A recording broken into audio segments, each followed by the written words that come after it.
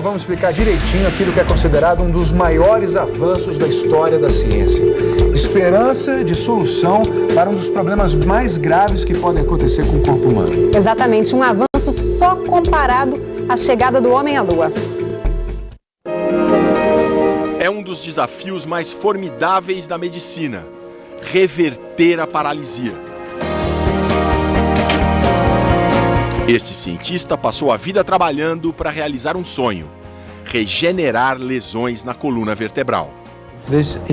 Este é o momento em que a paralisia pode ser revertida.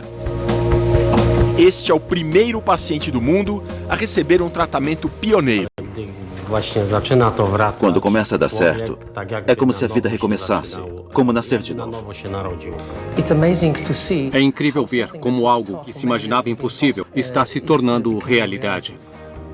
Derek passou a viver numa cadeira de rodas depois de levar uma facada que atravessou a medula espinhal, até que ele passou por uma cirurgia revolucionária. Você está fazendo história. Para mim, é mais impressionante do que o homem andar na Lua.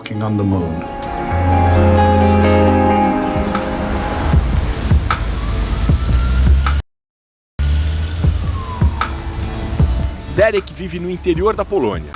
Disseram que ele nunca mais voltaria a andar depois que sofreu um ataque brutal.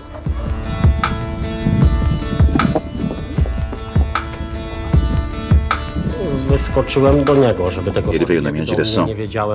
Eu não sabia que ele tinha uma faca. Ele me golpeou várias vezes. Eu caí. E ele veio para cima. Me atingiu várias vezes. O agressor era o ex-marido da mulher de Derek. Eu sempre evitei pensar que poderia ficar paralisado para sempre. Eu sabia que seria difícil e demorado, mas eu ia lutar muito. Derek não queria desistir, mas o sonho de curar a paralisia continuava distante. No Brasil, o Dr. Alexandre Fogaça é chefe do grupo de coluna da Faculdade de Medicina da USP. Nós mostramos a ele trechos deste documentário. Você é um jovem cirurgião de 40 anos. Você acredita que ainda no seu tempo de vida vai ver a cura desse tipo de lesão? Vai ser possível regenerar a medula? Nós temos uma esperança muito grande. Hoje, nós temos vários centros trabalhando em várias perspectivas de cura. Mas o que a gente tem mais esperança são as células-tronco, os fatores de regeneração, engenharia genética. Esse grande objetivo da ciência é o trabalho da vida deste homem, um cientista britânico de renome mundial, especialista em analisar as células do sistema nervoso, os neurônios, usando microscópios superpotentes. Eles aumentam a imagem milhões de vezes. Conseguimos enxergar coisas que eram impossíveis. O pesquisador descobriu que o cérebro, quando sofre uma lesão, cria novas conexões entre os neurônios. E se a mesma coisa pudesse ser feita em uma medula lesionada? Foi isso que ele passou a estudar. A espinha é como uma estrada. Os carros que vão do norte para o sul levam os comandos do cérebro para o corpo. E os carros que vão do sul para o norte carregam as sensações até o cérebro.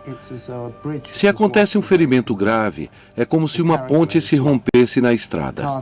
É preciso consertar a rodovia. Então precisamos procurar alguma parte do sistema nervoso que passe o tempo todo se consertando sozinha. A resposta estava fora da coluna, numa região que controla um de nossos principais sentidos. O professor Reisman explica para o repórter da BBC. O sistema do olfato é a única parte do sistema nervoso que está em renovação constante. Essas estruturas se chamam bulbos olfativos. Virando o cérebro, a gente vê os bulbos olfativos marcados em verde. Ficam na base do cérebro. As fibras nervosas que levam as informações sobre os cheiros do nariz até os bulbos, elas estão sempre se renovando. Então a gente pensou, e se nós transplantássemos esse tipo de célula do nariz para dentro de uma espinha lesionada? Será que criariam novos caminhos na estrada interrompida? Um transplante de células do próprio paciente, portanto, sem risco de rejeição. A equipe do professor Reisman passou décadas treinando essa cirurgia com animais. Para saber se funciona, tem que testar primeiro com ratos. Nos bichos deu certo. Antes do transplante, este rato com lesão na medula subia a cerca com dificuldade. Depois da operação, ficou muito mais ágil.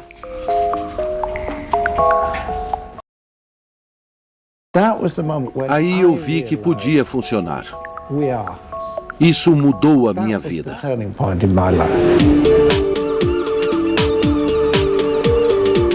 A equipe da BBC acompanhou toda a pesquisa ao longo de 1 ano. Uma colaboração entre o professor Reisman, em Londres, e um jovem neurocirurgião na Polônia, Paweł Tabakow. Depois de alguns testes, o Dr. Tabakow encontrou o paciente ideal para o grande momento.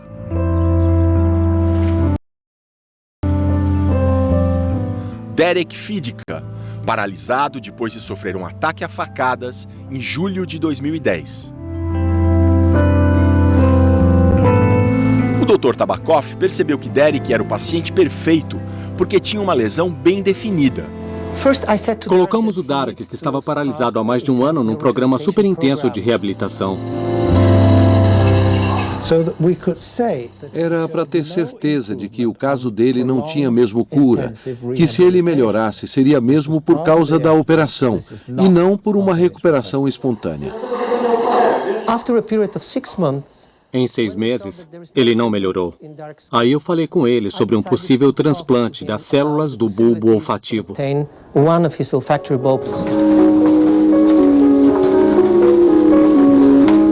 Na primeira cirurgia foi retirado um dos bulbos olfativos à base do cérebro do Derek. Aí deixamos essas células 2 semanas em cultura. Deu certo. Elas cresceram, se multiplicaram. Abril de 2012, momento da segunda operação. Injetar as células olfativas no ferimento na medula de Derek. Se desse certo, seríamos os pioneiros. Se desse errado, seríamos uns trapalhões. A lesão era bem maior do que aparecia nas imagens da ressonância. Tinha uma fenda de mais de 1 centímetro. Fomos injetando as células do olfato em vários pontos da medula. Foram cerca de 100 microinjeções. Cirurgia terminada, só restava esperar. Derek passou a trabalhar ainda mais duro. Depois de 3 meses, começaram a aparecer melhoras. Eu comecei a ganhar músculos e a sentir frio, calor, formigamento.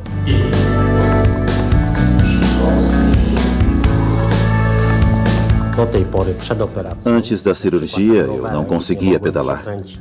Depois, eu já comecei a ter algum movimento. Algo extraordinário estava acontecendo. Com o retorno das sensações e da força muscular, Derek passou a dirigir um carro, adaptado, claro. Antes, ele não conseguia. As sensações também voltaram à bexiga, ao intestino e a outras partes do corpo. A função sexual melhorou muito. cada dia melhor. Em dezembro, o professor Reisman voltou à Polônia para acompanhar o progresso de Derek, junto com o repórter da BBC. Antes da operação, o Derek não conseguia tocar o colchão com as pernas. Agora dá, e com uma carga bem pesada. Os músculos se desenvolveram mais na perna esquerda. A lesão é nessa altura. Durante um ano, ele não tinha nenhum movimento ou sensação desse ponto para baixo. A maioria das células foram transplantadas do lado esquerdo da medula. E é justamente na perna esquerda que os músculos se desenvolvem primeiro, aumentando. Ou seja, o caminho que vai do cérebro até as pernas, passando pela espinha, está se regenerando. E também o das sensações, que faz o trajeto inverso, das pernas para o cérebro. Ele percebe que eu estou empurrando o pé dele. Só não consegue saber se são só 2 ou todos os dedos. Ele sente mais o pé direito porque, no caso das sensações, as fibras nervosas são cruzadas. Como o reparo foi maior do lado esquerdo da medula, as sensações são mais fortes na perna direita. Ele ainda vai melhorar muito. Pode dizer a ele. 20 meses de cirurgia, o Derek ainda está no começo do caminho para a recuperação. Não sabemos onde o tratamento vai chegar, mas estabelecemos um princípio, que fibras nervosas podem ser restauradas e trazer funções de volta, desde que a gente dê condições para elas. É impressionante. Uma coisa tida como impossível está acontecendo. Os detalhes do tratamento foram publicados semana passada nesta revista científica. Até o momento, o Derek é o único paciente testado. Em meados de 2014, a equipe da BBC e o professor Reisman voltaram à Polônia para encontrar o Derek. Pela primeira vez, ele está conseguindo fazer movimentos coordenados e contínuos com as pernas, sem precisar de longos intervalos de descanso. Depois de todos os testes, de todos os exercícios no centro de reabilitação, chega um momento de definição para o Derek. A hora da verdade, de ele sair de um ambiente controlado, ir para a rua, ir para um parque, para tentar andar sozinho. Será que ele vai conseguir?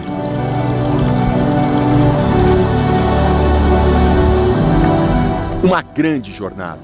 Um homem paralisado redescobre a liberdade de movimentos.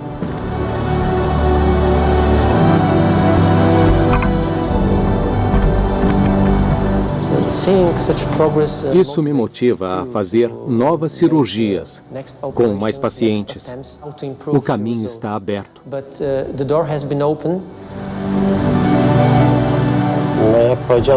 É uma sensação incrível, difícil de descrever, porque tem horas que a gente acha que nunca vai melhorar.